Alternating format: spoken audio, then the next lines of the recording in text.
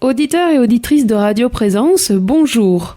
Aujourd'hui, Marie-Odile Lacaze m'a laissé le micro pour pouvoir faire une interview dans la rubrique musique traditionnelle et j'ai invité une artiste que j'aime beaucoup qui s'appelle Sophie Bardou et qui nous répondra grâce au téléphone puisqu'elle n'est pas avec nous dans le studio.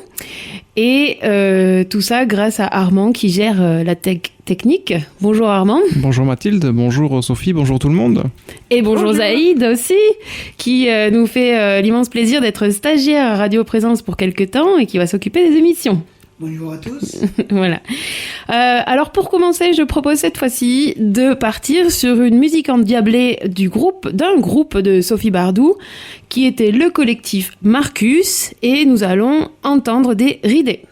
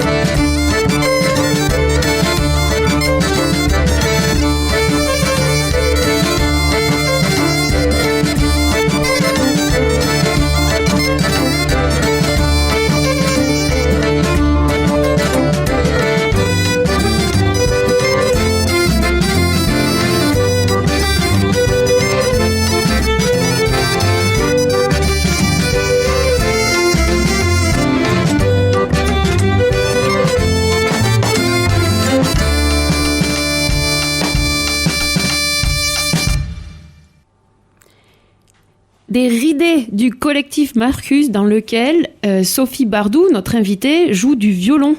Alors je ferai remarquer que Sophie Bardou est une des rares femmes musiciennes dans ce milieu-là à avoir à répondre à nos interviews. J'espère qu'il y en aura d'autres. Mais justement, je me souviens qu'en discutant avec vous, Sophie Bardou, vous m'aviez dit quand même, il y a plein de groupes, ça va pas du tout. Il n'y a pas beaucoup de femmes. Voilà. Donc, je vous laisse la parole pour présenter le collectif Marcus et puis votre parcours dans la musique en général et en tant que femme aussi. Bon, alors, bonjour déjà à tous, pour commencer. Alors, je vais essayer de répondre dans l'ordre. Le collectif Marcus, c'est un groupe de bal folk, qui a été créé, je me souviens pas exactement quand, mais dans les années 2005-2006 peut-être. Et au départ, c'était un rassemblement d'amis qui venaient répéter sur scène, en gros, oui, c'est vrai. Tout en faisant danser les gens, autour de Marc Rioux, qui était un peu notre ami commun, qui nous a présentés les uns aux autres, plus ou moins. Et puis, au bout d'1 an ou deux, ça se passait dans une cave d'un endroit à Paris que les danseurs ont bien connu, la cave des Trois Arts. C'est là qu'on se retrouvait. Et puis au bout d'un moment, on en a fait un groupe et c'est devenu fixe. Donc au début, c'était vraiment un collectif où il y avait des musiciens qui étaient venus pour une soirée, pour faire danser une fois ou deux, et puis repartis. Et puis ça s'est fixé on était donc 7 pendant des années. Alors je peux dire les noms si ça vous intéresse. Oui, bien sûr. C'est des super musiciens. Donc il y avait Ronan Yvon à la guitare, les frères Rioux, Marc Rioux et Grégoire Rioux, donc qui sont un peu le centre du groupe. Marc joue tout un tas d'instruments à vent, de cornemuse, des flûtes et des percussions. Son frère Grégoire joue de l'accordéon diatonique. Et il y avait un deuxième violoniste, donc moi, Sophie, au violon, et puis un deuxième violoniste, Jacques Gandard, qui vient un peu du milieu classique et du milieu de la musique de l'Est. Donc il venait pas du tout du folk ou du trad français. Et il nous a apporté beaucoup. Et le batteur Benoît Prissé, super, qui venait aussi de complètement un autre monde et qui s'est super bien intégré là-dedans. Je crois que je n'oublie personne. Voilà. Et on a joué pendant des années ensemble en bal. Je les vois moins maintenant, mais en fait, ce que ça m'a laissé comme impression, c'est quand on trouve des musiciens qui sont d'une part excellents, qui sont tous de bons amis et qu'on prend tellement de plaisir à jouer, il faut en profiter. Oui, tout à fait. Il faut le faire parce que c'est pas tout le temps en fait. Que toutes ces conditions soient réunies, c'est pas si souvent. Donc j'étais, et comme vous l'avez fait remarquer, la seule fille du groupe, mais je l'ai bien vécu. Et puis surtout, vous étiez 7, et c'est rare en groupe de bal, parce que c'est pas très déplaçable, en fait, je dirais. C'est compliqué à organiser. C'est compliqué à organiser, c'est cher, évidemment, puisqu'il faut payer 7 personnes, on était tous professionnels. Et donc, on n'a pas joué énormément sur scène, mais on a joué quand même régulièrement. Et on a eu du mal aussi quand les uns et les autres ont développé chacun des carrières dans des milieux complètement différents. C'était évidemment plus difficile de nous réunir, c'est logique. Je pense qu'on n'a jamais perdu le plaisir ni de créer des morceaux ensemble. Il y a beaucoup de compositions. Par exemple, ces 2 ridés qu'on a entendus, c'est des compositions de Marc Rioux. Donc, on n'a jamais perdu ce plaisir de jouer les compos des uns et des autres, de les arranger et de se retrouver pour faire danser. Ça n'a jamais faibli, quoi. Donc, quand ils veulent, j'y retourne, moi. Bon, je pense qu'on va leur faire passer l'émission pour qu'ils le sachent. Mais je me dis aussi que pour faire des répétitions, parce que, bon, bien sûr, on voit les groupes de musique sur scène, qu'ils soient 7 ou 2, ça demande énormément de travail en amont. Et ça veut dire se rejoindre, ça veut dire trouver un endroit pour répéter, ça veut dire trouver une heure, ça veut dire trouver du temps. Je me demande... Là, il y avait, comment vous faisiez? Vous avez raison, il y avait ce problème-là, mais alors, je ne sais pas si j'ai le droit de le dire publiquement. C'est un groupe qui répétait assez peu, mais la contrepartie, enfin le fait qu'on puisse se permettre ça, c'est parce que en fait, 2 par 2 ou 3 par 3, on avait tous des histoires musicales de très longue durée. Par exemple, le guitariste Ronan Yvon, je joue avec lui depuis que j'ai 18 ans. De toutes sortes de choses. Il m'a initié au jazz, par exemple, alors que c'était pas mon domaine. Et finalement, sous son influence, on a monté un groupe qu'on écoutera peut-être à un autre moment. J'ai fait une école de jazz après ça. Enfin, et par exemple, ce Ronan Yvon est dans Collectif Marcus. Et on avait ensemble une complicité musicale telle que c'était extrêmement facile de se mettre d'accord sur un arrangement, que ça sonne bien. Voilà. Il avait lui-même cette même complicité avec la section rythmique, Jean-Laurent. Ah, j'ai oublié Jean-Laurent Kézac. Ah, je me disais, le bassiste. Ouais. Avec Jean-Laurent Kézac et Benoît Prissé, par exemple, tous les trois, ils ont fait des tas d'autres formations ensemble. Voilà. Les frères Rioux étant frères, ils ont aussi une complicité musicale de très longue date. Et donc toutes ces complicités croisées font qu'on se comprenait de façon hyper efficace et qu'on avait moins besoin de répéter pour un résultat à peu près correct qu'un groupe où tout le monde doit se chercher, se trouver un son commun, etc. Donc on le faisait quand même, hein. Mais je pense moins souvent que d'autres groupes que j'ai connus, moi, dans lesquels j'étais, où on répétait par exemple toutes les semaines pendant des années. Ça, c'était pas le cas pour Marcus. Voilà. Oui, c'est très intéressant. En fait, c'est une espèce de tissage. C'est une espèce de tissage, une espèce de toile d'araignée, en fait, de voilà. de 2, 3, et puis ça se croise, et du coup, ça donne cette complicité à plusieurs. J'avais encore jamais réalisé ça, en fait, ou ni entendu ça dans un groupe, et je trouve ça très, très, très intéressant, justement. Ouais. Et c'est ce qui fait que on pouvait aussi jouer avec un an d'écart. Il y a eu des moments où on a très peu joué ensemble, et quand on se retrouve, on retrouve nos réflexes parce qu'ils sont en fait ancrés bien plus que les répétitions pures du groupe lui-même, en fait. Oui, nos réflexes de musiciens, de jouer ensemble, etc. Voilà. Ça marche très bien, oui, ça correspond, je comprends. Ça fait partie du bonheur de se retrouver, je pense. Oui, c'était une belle aventure. Donc j'espère que on vous reviendra bientôt sur scène avec Marcus à 7. Le retour, c'est un groupe qui fait un éternel retour. C'est ça, Marcus, le retour depuis 2005. Voilà. Alors vous, Sophie, comment en êtes-vous arrivée à jouer, donc du coup au niveau de votre parcours musical, comment en êtes-vous arrivée à jouer du violon, en fait, traditionnel ou irlandais? Alors déjà du violon, comme beaucoup de gens, j'ai commencé quand j'étais petite au conservatoire, donc ça c'est assez standard. Et puis il se trouve que par de fruit de plusieurs hasards, mon père s'est intéressé à la musique traditionnelle et aussi à la danse au bal folk quand j'étais petite. Donc quand j'avais 8-9 ans, j'allais déjà dans les bal folk. Et puis, un jour, il est tombé sur un groupe de musique irlandaise, un peu par hasard, et il a adoré ça. Et du coup, il m'a donné des partitions, il m'a fait écouter des disques. Alors, j'ai appris la musique irlandaise assez tôt, mais n'importe comment, en lisant des partitions, enfin bon, d'une façon qu'il ne faut absolument pas imiter. Donc, ça m'a pris beaucoup de temps. Mais néanmoins, c'est vrai que j'ai été baignée dedans très tôt. Et la danse, puisque c'est mes deux aspects, c'est la musique irlandaise et la musique à danser en général. Et la danse, j'étais dans les festivals et dans les bals folk dès l'âge de 8 ans. Et j'ai toujours pris plaisir à ça. Donc ça, aussi par mon papa, voilà. C'est vrai que c'est un avantage qu'on a dans ce milieu, c'est que c'est de 0 à 99 ans, quoi. C'est-à-dire qu'il n'y a pas de limite d'âge. On voit des bébés, on voit des enfants, on voit des adolescents, on voit des vieux et des moins vieux, et ça se mélange. Et donc c'est quand même assez intergénérationnel. Et d'ailleurs, c'est une des raisons qui m'a fait m'accrocher au violon, parce que beaucoup de gens ont commencé le violon et puis ont abandonné dans leur enfance ou à l'adolescence, à l'âge de 13-14 ans. C'est souvent un moment où on en a marre d'aller au conservatoire, etc.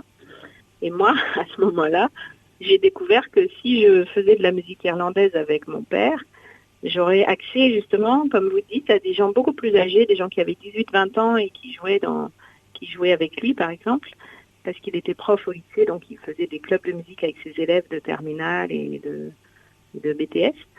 Et donc, moi, petite de 12-13 ans, je me suis rendu compte que je pouvais faire des concerts avec des grandes de 20 ans. Oui, c'est la classe. Ça a été pour moi une motivation ultime.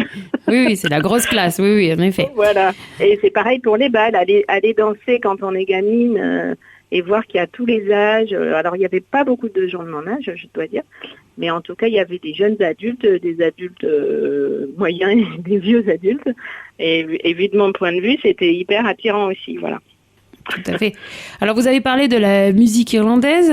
Il y a un morceau que vous souhaitiez présenter pour présenter un peu cette musique irlandaise que vous avez beaucoup jouée?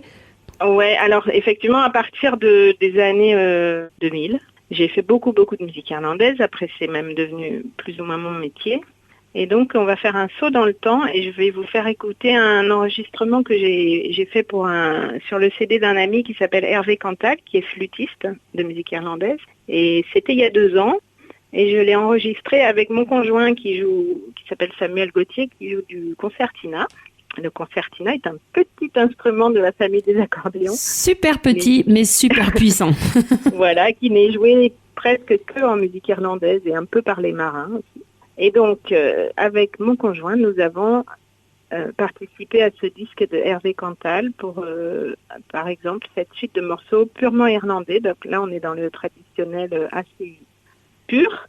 Et on entend au début la guitare de Jean-Christophe Girard, qui est flûtiste et guitariste et preneur de son, et qui m'a beaucoup accompagnée dans mon chemin musical aussi depuis mes plus jeunes années. Donc, ça me fait plaisir de faire entendre tout ce monde-là. Voilà.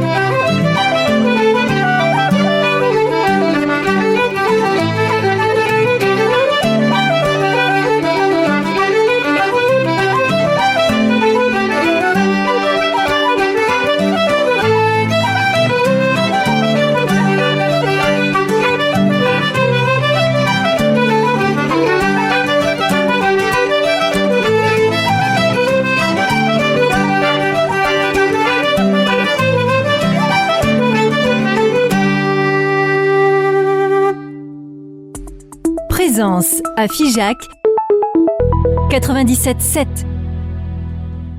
Superbe suite dont les noms sont Pigeon on the Gate et Michaud Russell Mason's Apron, si j'arrive à bien prononcer. Est-ce que c'est ça, Sophie? C'est pas mal. En fait, le deuxième, le morceau s'appelle Mason Apron et c'est le tablier du forgeron et c'est la version de Miko Russell.